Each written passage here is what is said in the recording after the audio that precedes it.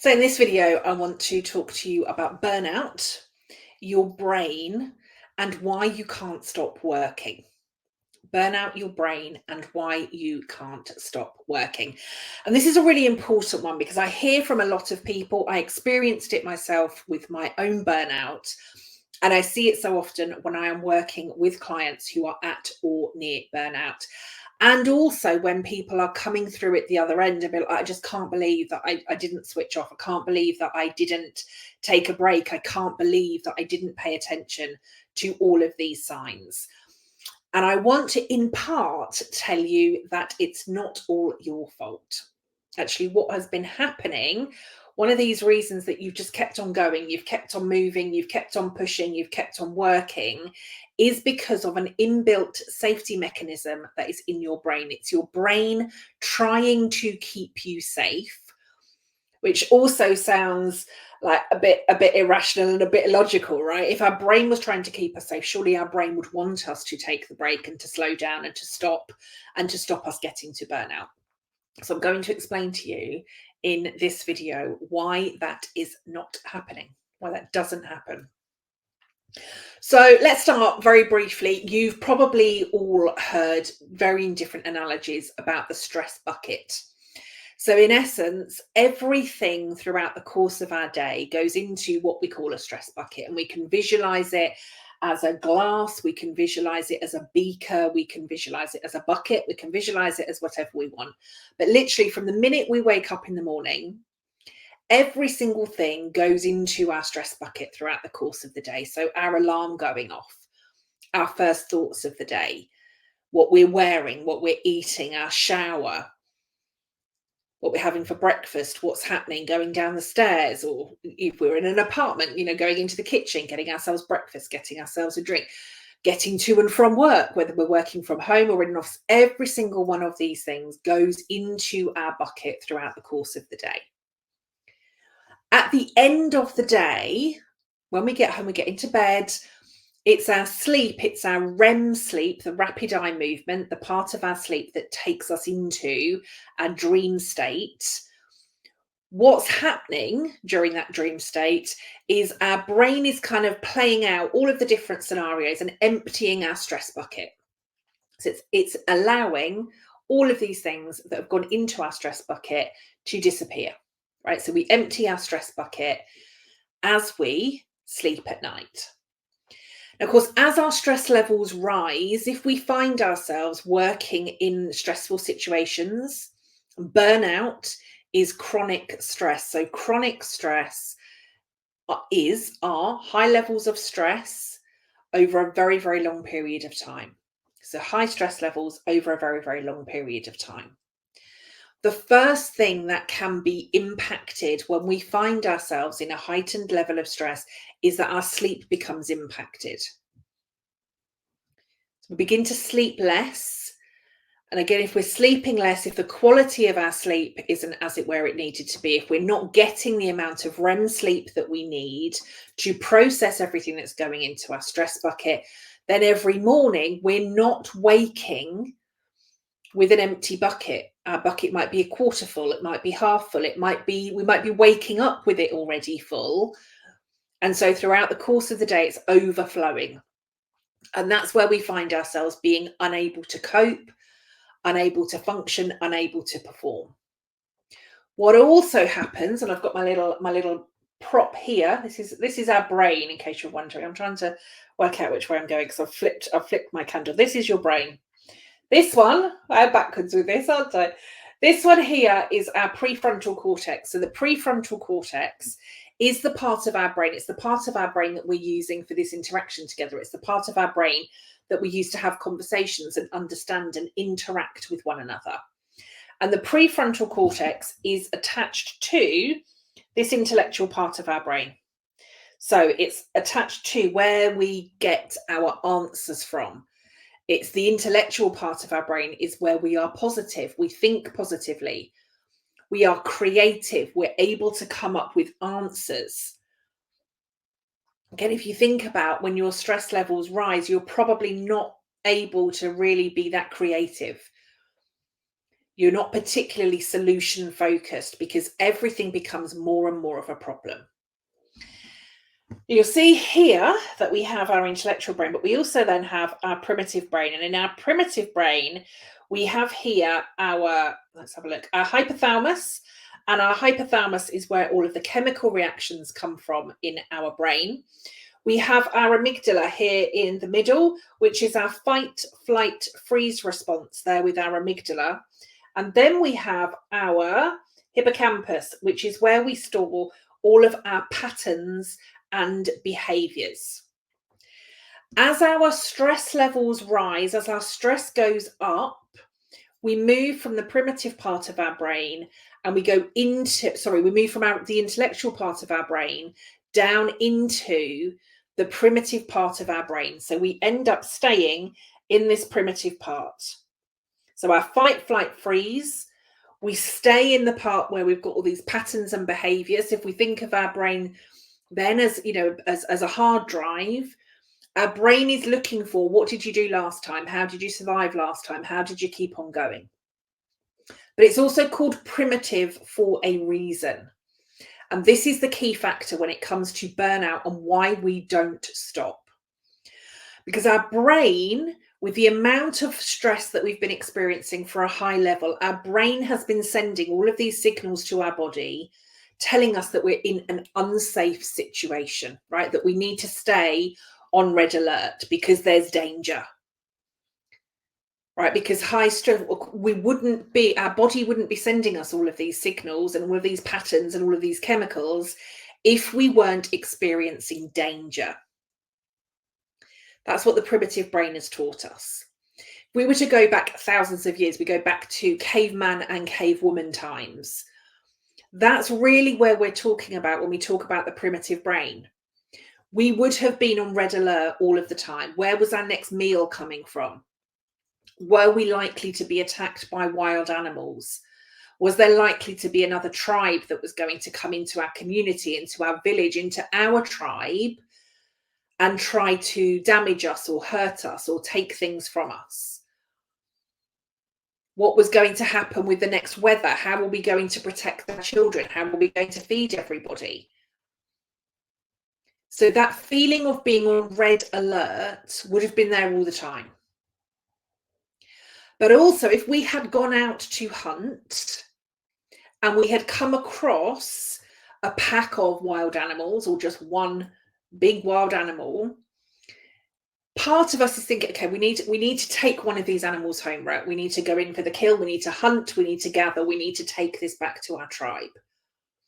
But the other part of it is a part of our brain that's also thinking we need to stay on red alert, right? We've got to keep our eye on this animal. We need to know where it is and where it's going. We've got to keep it in sight.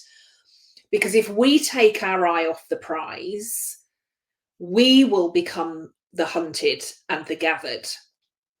We're not going home to our family. We're not going home to our tribe. So we had to stay on red alert. We weren't, going out and then there's a pack of wild animals over there. Well, there's one wild animal. We weren't then, okay, yeah, it's there. We know, we'll get it later, right? We'll get it later and then we can take it back for everybody. Sun's shining. Why don't we, let's sit and have a beer or a glass of champagne. Let's sit down, enjoy the sun. Let's just chill out, right? That wouldn't have been happening. We'd have been literally on red alert, looking for the danger, keeping it in our sights. When would be the best time to attack? When is the best time to kill? What's our strategy? How many of us are going to move in which position? Are there other dangers that may be in our peripheral? Are there other dangers on the horizon? What else are we looking at? What conditions are we faced with? All of those things we would have needed to pay attention to. And so our primitive brain says to us, we must stay alert. We've got to stay awake. We've got to stay on task. We've got to keep going. And even though we may not have continued to keep moving, as we were, kind of finding our way through the long grasses or, swimming across rivers, climbing up the side of cliffs or whatever it was that we would needed to be doing, we would have needed to keep going. There is no part of our brain or our bodies in that point that would have said to us, now is the time to sleep. Now's the time to have a nap. Now's the time to do a bit of sunbathing. And that's really what is still happening within our brain. As our stress levels rise, we come down into this primitive part of our brain. And the longer we are in the primitive part of our brain, the less able we are to be positive, the less able we are to come up with solutions. Our hard drive is kicking in. Our brain is saying, what did you do last time? Well, last time there was danger, you ran. Last time there was danger, you kept on going. Last time you felt like this, you kept on hunting the animals. There's no part of our brain, our inbuilt safety mechanism is not telling us now is the time to rest when we're in those high periods of stress. Because really, if we think about it, we would only be in that high stress state with all of those chemicals and all of those physiological responses in our body if we were needing to have to gear up to hunt or to fight or to run. And that's what happens to us. The higher our stress goes, the more our brain and our body think that we are in physical danger. The more our brain and our body wants to keep us on red alert, the more it wants to keep us moving, because in moving, it thinks that it's keeping us safe. In moving, it really does think that it is a fight for survival. And yet what we really needs to happen as we get closer and closer to burnout is we do need to stop. We need to pause. And this is why I say that burnout is, I talk so much about prevention being so much better than cure. But of course, we need to be creating these new patterns, these new neural pathways that tell our brain and our body that it is safe for us to slow down. My first burnout made me seriously ill. I now live with 3 lifelong health conditions as a result of my first burnout, 1 mental and 2 physical. Serious physical and mental lifelong health conditions. My second period of burnout almost killed me. The reason that my business exists, the reason that I am here doing this work, is because in addition to that, I then received a phone call after I had left corporate. I then received a phone call to tell me that my replacement had died whilst away on a leadership residential. I then found out that I hadn't been the first or the second or the third director to become seriously ill as a result of the organisation that I was working in. I know that we can prevent burnout, but for many of us who are passionate and wanting to make a difference and driven and ambitious, we want to keep going. We want to make it about everybody else. I will still tell you to this day, I cope really well with stress. I thrive in stressful situations. And a lot of the time that I do, I still do. I need some of that pressure. I need some of that adrenaline to keep me going. We all need a level of stress to keep us motivated. We need a level of stress to get us out of bed in the morning. We need a level of stress to keep us driven and going and goal-oriented. If we didn't have some of that good, healthy stress, some of that adrenaline and passion and drive, we'd never achieve anything. So we need some of that stuff to keep us going, but we do not need unhealthy, toxic levels of chronic stress. We do not need burnout, and we can prevent it. We need to be training our body, creating these patterns and these behaviors that tell us that rest is safe, to tell us that slowing down is safe, that actually once we've done what might be the equivalent of running a marathon, or maybe you have run a marathon, that actually we need some rest time. We don't need to, we can't keep going and going and going and going and going. We can't take on, like an ultra marathon every single day for the rest of our lives and expect to continue to be happy, healthy, and high performing. We have to be including this rest. We have to be including these downtimes. And we can do this by just incorporating into our day some really lovely, they can be short, but just some really lovely calming practices. That could be that you just focus on your breath for a few moments. It could be a few moments of mindfulness. It could be a few moments of just being present and in the moment. It could be just having that mind-body connection. And for me, that's why breathing, some breath work practices are so important. Breathing is, for me, the ultimate way that we can connect our body and mind as quickly as possible. So just stopping, pausing, and mindfully focusing on your breath, even just for, kind of 3 breaths at a time, 3 lovely belly breaths. Slowing, being present with your body. The more that we can create some of this stillness and some of this rest, the more we create these neural pathways that tell us that rest is okay. Because we may be in a stressful situation. Basically what we've done is we've kind of swapped wild animals and being on the hunt all the time. We've swapped that for mortgage payments. We've swapped that for salaries. We've swapped that for all of the emails and notifications that we get, the next phone call. We've swapped it for the next project, the next promotion, the next thing that we need to buy. We've created all of these levels of stress for ourselves. We deal with them more effectively when we are in the intellectual part of our brain. So when we are calmer and more present, we're able to come up with the right answers to the solutions. We're no longer being busy doing all of the things. We are being creative and coming up with the right solutions. So burnout can trick us, right? Our brain and our body can get it wrong based on what's happening to us mentally and physically. Our brain and our body, as our stress levels rise, automatically assume, because that's what the primitive brain tells us, that we are in danger. We're in a high state of alert because there is danger. And when there is danger, the last thing that our brain thinks we need is to stop and rest. So if we want to avoid burnout, we need to start today in teaching our brain and our body that rest is good, that slowing, that paying attention, that being in the present, that being mindful, that being physically in a space, focusing on just one thing at a time. Being maybe just fully present as you're watching this video, instead of being present doing this whilst answering your emails and checking the notifications on your phone and trying to have a conversation with somebody over here and answering to that thing that's just come through.